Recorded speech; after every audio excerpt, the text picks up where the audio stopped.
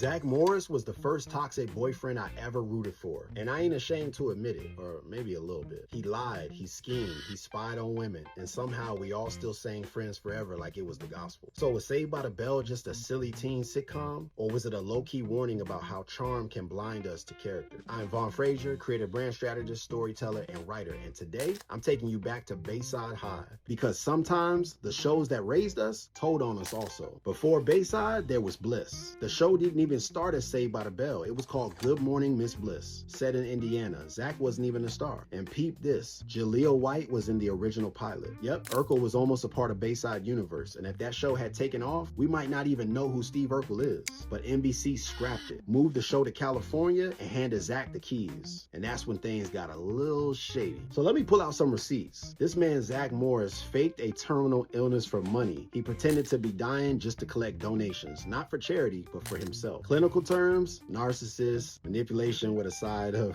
just psycho, I guess. Spied on girls at a sleepover and the locker room. That's not teenage curiosity, that's a lawsuit waiting to happen. And somehow we all just laughed like it was innocent. This man even claimed to be Native American to win an essay contest. Running Zack was cultural appropriation with a laugh track. He put on a fake headdress and got applause. That's how deep America's history of rewarding performative identity runs. He even let Lisa take the blame for his car crash. He wrecked the car and sat there quiet like a ghost at a crime scene. Lisa almost got grounded for something this man did. Accountability? Nope, zilch, nada. He even almost exploited Jesse's caffeine pill breakdown for fame. Yeah, Jesse was spiraling, and Zack was more focused on Hot Sunday's promo run. He came around eventually, but that boy was gonna monetize her pain. But to be fair, he wasn't always bad. Let's keep it a buck. Zack had some moments, like when he helped a homeless girl and her dad, he let Slater win the class election, encouraged Screech to get Violet back, and yeah, he eventually married Kelly. Growth is possible, but it wasn't promised. And y'all remember that Zack attack? That mockumentary episode where the fake band blows up and falls apart? That was more than comedy, it was a brand collapse case study. Ego over harmony, shine over substance, and Zack Morris basically in like third